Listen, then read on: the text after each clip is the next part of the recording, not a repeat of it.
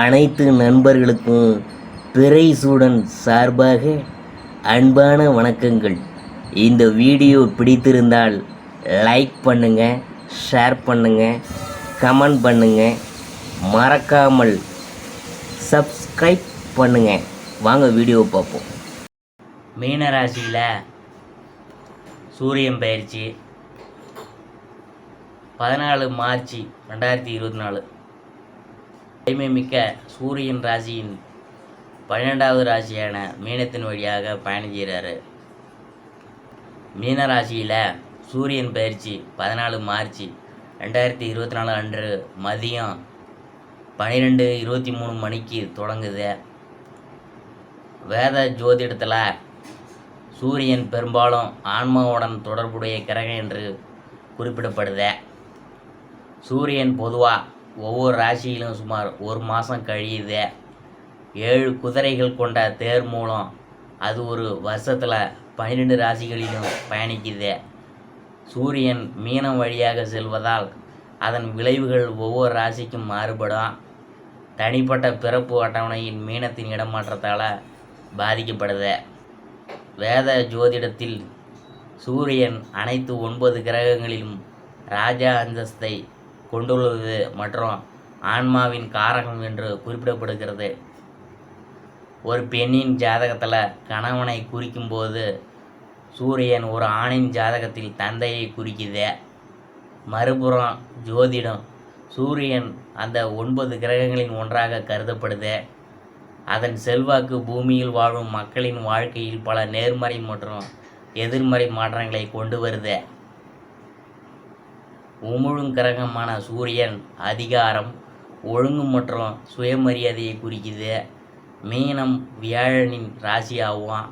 சூரியனும் குருவும் பரஸ்பர நண்பர்கள் மற்றும் அவர்களின் ராசிக்காரங்க நட்புடன் இருக்கிறாங்க. ஜோதிட கணிப்புகளின்படி சூரியன் மீன ராசியில் சஞ்சரிக்கிறதுனால 12 ராசிகளின் நிலை என்னவாக இருக்குது என்பதை பற்றி நாம் பார்க்க போகிறோம். வேத ஜோதிடத்தில் சூரியன் ஆற்றல் மிக முக்கிய ஆதாரமாக கருதப்படுது மற்றும் மற்ற அனைத்து கிரகங்களுக்கிடையில் அது ஒரு பெரிய கிரகத்தின் அந்தஸ்து கொடுக்கப்பட்டுள்ளது. சூரியன் இல்லாமல் பூமியில் வாழ்க்கையை கற்பனை செய்வது சாத்தியமில்லை.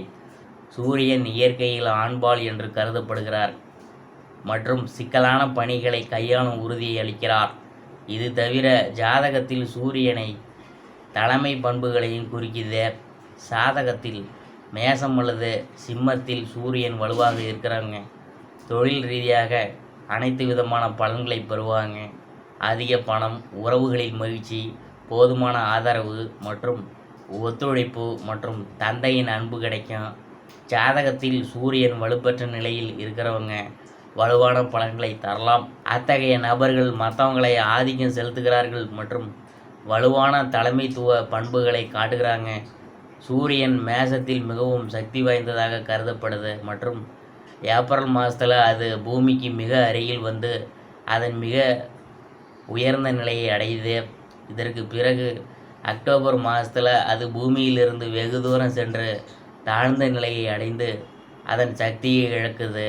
சாதகத்தில் சூரியன் வலுவிழந்த நிலையில் இருக்கிறவங்களுக்கு நோய் எதிர்ப்பு சக்தி மிகவும் பலவீனமாகி செரிமான கோளாறுகள், தீராத உடல்நல கோளாறுகள் போன்றவை காணப்படும். சிம்மத்தில் சூரியன் அதன் அசல் முக்கோண ராசியில் அமைந்திருக்கிறதுனால அந்த நபருக்கு அதிக பலன்களை அளிக்கும் ஆற்றல் உள்ளது. சூரியன் மேஷத்தில் இருக்கும்போது போர் வீரர் கிரகமான செவ்வாய் ஆளப்படுகிறார். சூரியன் இந்த ராசியில் சக்தி வாய்ந்த நிலையில் உயர்ந்து நிற்கிறார். சூரியன் சிம்மத்தை ஆட்சி செய்கிறார். இயற்கை ராசியின் அடையாளம் மற்றும் முதல் ராசியில் இருந்து 5வது வீடு. இதனுடன் இந்த 5வது வீடு ஆன்மீக போக்குகள், மந்திரங்கள், வேதங்கள் மற்றும் குழந்தைகளை பிரதிபலிக்குது. ஜோதிடத்தில் சூரியன் பொதுவாக காணப்படுவது மற்றும் உயர் அதிகாரம் கொண்ட ஒரு மாறும் கிரகமாக அறியப்படுது. இந்த கிரகம் பயனுள்ள நிர்வாகம் மற்றும் கொள்கைகளை பிரதிபலிக்குது. இது அனைத்து வகையான அரசாங்க குணங்களையும் குறிக்கும் வெப்பமான கிரகமும் கருதப்படுது. சூரியன் உஷ்ணமாக இருப்பதன் விளைவாக வலுவான சூரியன் உள்ளவர்கள் மிகவும் ஆக்ரோஷமான இயல்புடையவர்கள் மற்றும் மற்றவங்களிடமிருந்து இது போன்ற நடத்தையை சிலர் ஏற்றுக்கொள்கிறாங்க. ஆனால் அதை ஏற்றுக்கொள்வது கடினம். அதனால்தான் பொதுவாக மக்கள் ஆக்கிரமிப்பு நடத்தை வாழ்க்கையில் அதிக வெற்றியை அடைய கட்டுப்பாடு மற்றும் விவேகத்துடன் செயல்பட வேண்டும். சூரியனின் அருள் இல்லாமல் எந்த ஒரு மனிதனும் வாழ்க்கையில் வெற்றி பெற முடியாது. சாதகத்தில் வலுவான சூரியன் வாழ்க்கையில் தேவையான அனைத்து திருப்தியையும் சரியான ஆரோக்கியத்தையும் வலுவான மனதையும் வழங்குது. ஒருவரின் ஜாதகத்தில் சூரியன் சாதகமான நிலையில் இருந்தால், உதாரணமாக மேஷம் அல்லது சிம்மத்தில் அதன் சொந்த ராசி, சூரியன் ஒரு நபரை பலவீனமான நிலையில் இருந்து வலுவான நிலைக்கு அழைத்து செல்லும் திறன் கொண்டது. இரத்தனங்களை பற்றி பேசுகையில் மாணிக்க ரத்தனம் சூரியனின் இரத்தனமாக கருதப்படுது. அதை சரியான முறையில் அணிந்தால் அது ஒரு நபருக்கு சூரியனால் ஏற்படும் எதிர்மறை விளைவுகளை குறைக்கும் மற்றும் ஜாதகத்தில் சூரியனின் நிலை மற்றும் வலிமையை பலப்படுத்தும். மீனராசியில் சூரியன் மற்றும் அதன் விளைவுகள் மீனராசி குருவால் ஆளப்படும் ஒரு ராசியாகும். குரு மற்றும் சூரியனின் ஒருவருக்கொருவர் நண்பர்களாக கருதப்படுகிறார்கள். மீனராசியில் சூரியன் பயிற்சியும் போது கிரகங்களின் ராஜா ஒரு நபருக்கு பலன்களை வழங்குவதில் பெரும் ஆற்றல் கொண்டவர். மீனராசிக்காரவங்க தங்கள் குழந்தைகளின் ஆதரவின் மூலம் அதிக நன்மைகளை பெற வாய்ப்புள்ளது. இந்த ராசிக்காரர்கள் எப்போதும் தங்கள் எதிர்காலத்தை பற்றி சிந்திக்கிறாங்க. அவர்களின் முன்னேற்றம், பிரார்த்தனை மற்றும் வழிபாடு இந்த மக்களுக்கு முன்னுரிமை மற்றும் அது அவர்களுக்கு நல்வாழ்வையும் வாழ்க்கையில் வெற்றியையும் தருது.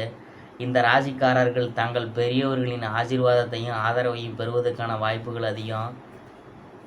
சூரியனின் இந்த பயிற்சியின் போது ஜாதகக்காரவங்க நிறைய பயணங்களை மேற்கொள்ள வேண்டியது இருக்கும். அத்தகைய பயணம் ஆன்மீக நோக்கங்களாக இருக்கலாம்.